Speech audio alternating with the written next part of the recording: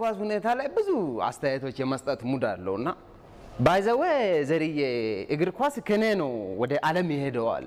እንዴት ስማ እኔ ኳስ በሚጫወት ጊዜ አለ አጥቂውን አልፌ ተከላካይ አጥፌ በረኛውን አጥፌ ወደ ሚስቴ ዞርና ላግባው እለዋለሁ። አግባ ካለችኝ አገባለሁ። እኔን ያገባኸው ይበቃል ጎል አታግባ ካለች ትቼ እመለሳለሁ። እና ያኔ ነው እኔ ጃን ሜዳ ሆኜ የጠለዝኳት ኳስ ብራዚል ገብታ እነ ፔሌ በእግር ኳስ ታዋቂ የሆኑት ከሚላሴ ዋርካ ከበዓላት በአንዱ በዓል እንግዲህ ጋዜጠኛ የውሃ ሚኒስቴር እቤት ይሄድና ኢንተርቪው ያደርጋቸዋል። እርሶ ወደዚህ ስልጣን ከመጡ የውሃ ሀብት ሚኒስቴር ከሆኑ ምን ያህል ጊዜ ሆኖት? ቅርብ ጊዜ ነው ወንበር ያስኩት። አሁን ነው ወደ 18 ዓመቴ ነው ገና ወደ ስልጣን ከመጣው ቅርብ ጊዜ ነው። በጣም ጥሩ። በእርሶ ዘመን ምን ያህል የሥራ አፈጻጸም ስኬት ይታያል? በእርሶ ዘመን ምን ያህል? እኔ እንዳልኩሽ ወደ 18 ዓመቴ ነው ገና ከመጣው ወደ ስልጣን። እኔ ከመጣው ጀምሮ ውሃ ጠፍታ አታውቅም። የትም ቦታ ውሃ ጠፍታ አታውቅም። 18 ዓመቷ ጌታዬ። ይህን ኢንተርቪው ስናደርግ ራሱ አሁን እርሶ ቤት ውሃ የለም፣ ይህን ነገር እንዴት ያዩታል ስትል አሁንማ 18 ዓመት ሞልቷት ጥጋቧ ጥጋብ ነው እንዴ? ከጎን አለ መብራቱ የሚሉት እሱን አፍቅራ ተያይዘው ከጠፉ ስንት ቀናቸው አይቻቸው አላቅም አለ እሱ ራሱ። እና ከዚህ ከውሃ ጋር በተያያዘ ብዙ ጥያቄዎች ይነሳሉ። እና እንደውም የሆነ ሰሞን ውሃው እየደፈረሰ የሆነ ቅባታማ ነገር አብሮት እየመጣ በጣም ተቸገርንና በዛ ላይ የሚቆጥረውም እጥፍ ሆነብን። እና ሰልፍ ወጣን ሄድን። በሰዓቱ ሲያስተዳድር የነበረው የኛ ዘመድ ነው። አቤት አለን። እንዴት ነው ውሃው ንጹህ አይደለም፣ በዛ ላይ ሂሳቡ ተተኩሷል፣ አልገባንም እኛ ምናምን ስንል ችግራችሁ ምንድነው? ተረጋጉ እስቲ ዘሩን ቀጥል።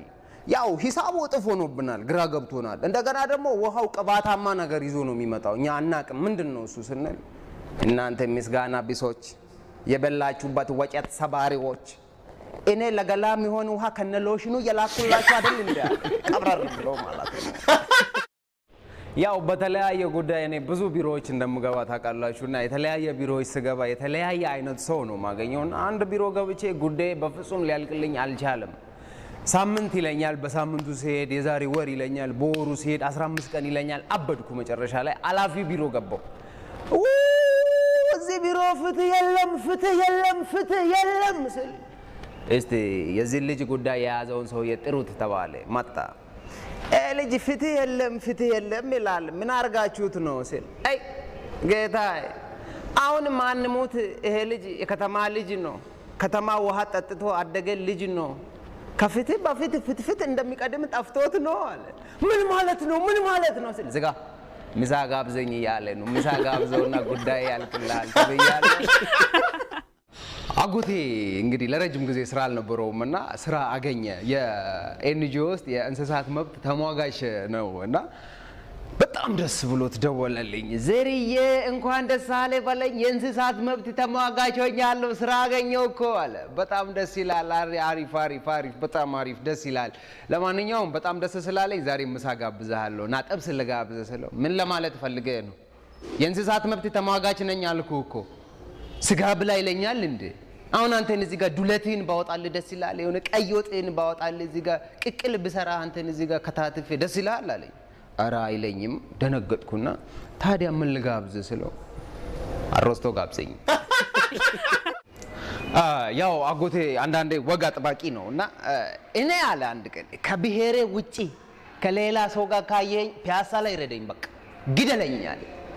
ኧረ ተው አጎቴ በቃ ከሌላ ብሔር ሴት ጋር ካየኝ ግደለኝ አለ። ትንሽ የፖለቲካ እንቅስቃሴ ውስጥ እየገባ ስለሆነ ይመቻልኩትና ከስንት ቀን በኋላ ከሆነች ከማውቃት ልጅ ጋር ከሱ ብሔር ካልሆነች ልጅ ጋር አየሁት ማለት ነው።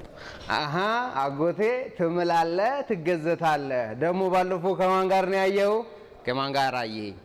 ባለፈው ከእንትና ጋር አላየሁክም? አይ ዘርዬ እኛ እኮ ወንበር ላይ ነው እንጂ አልጋ ላይ ብሔራችን